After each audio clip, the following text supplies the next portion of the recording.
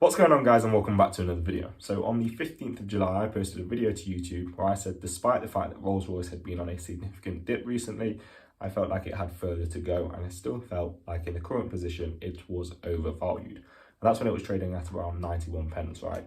And a couple of days after that it started to dip, and I was quite surprised that it looked like that what I said was starting to come into fruition. I didn't expect it to happen so soon. And then after that, what we saw as being an absolute parabolic increase from Rolls Royce, and it's now up around 54% since that date, right? So it's time to reevaluate and let's consider, did I get it wrong, and why have we seen this massive increase now, and is it time to actually think about buying the stock? I've been making videos on this channel for around 5 months now, right? And in that time I've made videos on a number of stocks which have actually performed quite well, right? So for example, S4 Capital, that's up around 70%. We've got Airtel Africa, which is up around 30 or 35%. We've got Golden Nugget Online Gaming, that at one point was up around 90%. I think currently it's up around 60%. So some of my stock sort of analyses have gone as planned. And then actually there have been some which haven't done as well, right? So for example, Alibaba, I think I'm down around 30% on that position.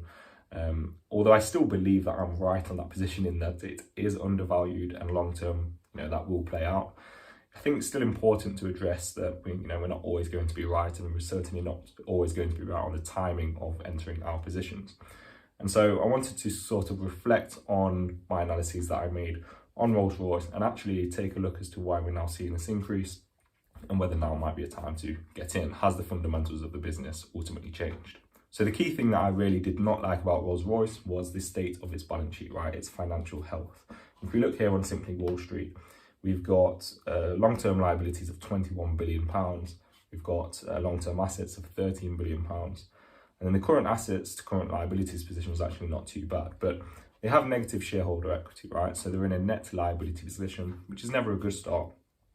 And they're carrying a lot of debt, and they weren't generating a significant amount of cash flow to be able to service that debt, right? So they had to issue a bunch of new shares in order to service that debt and their operations, and I didn't really like where the business was going. So for example, when we look at the detailed balance sheet here, right, as at the 30th of June 2021, they had cash and cash equivalents of just shy of £3 billion. And when we look at their borrowings and lease liabilities, they've got 221 million in their current section.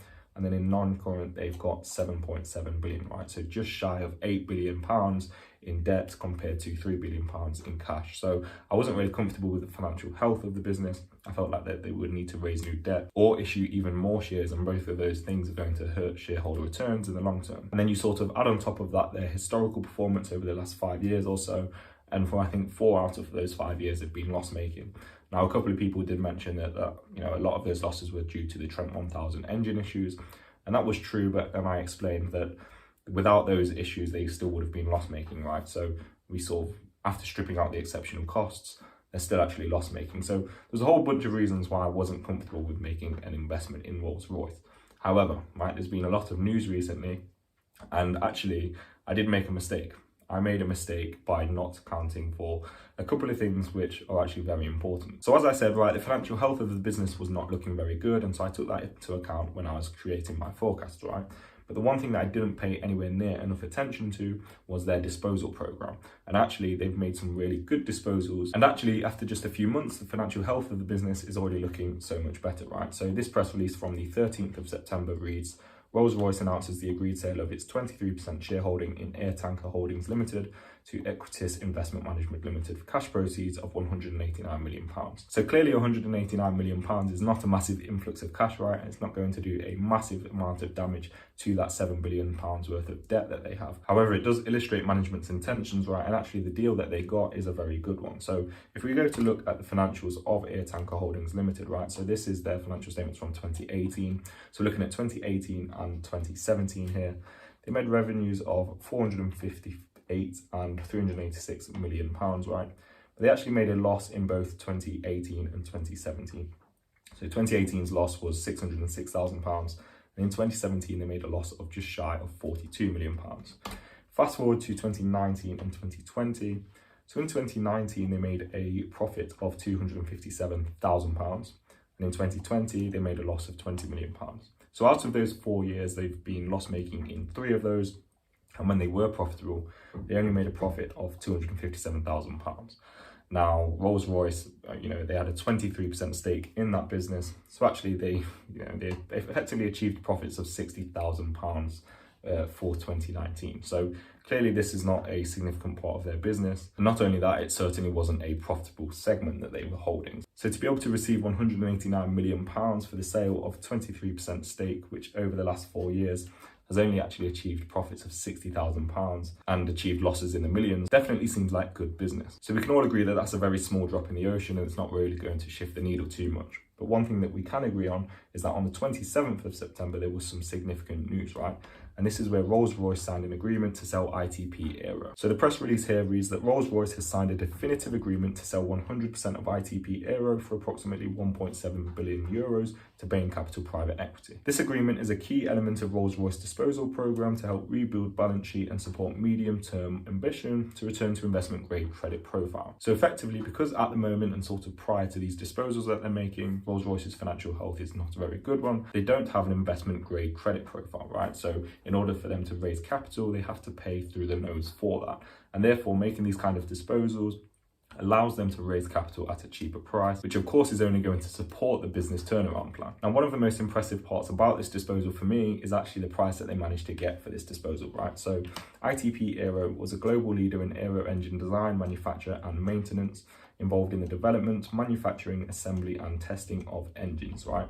And in 2020, they made an underlying operating profit of £68 million.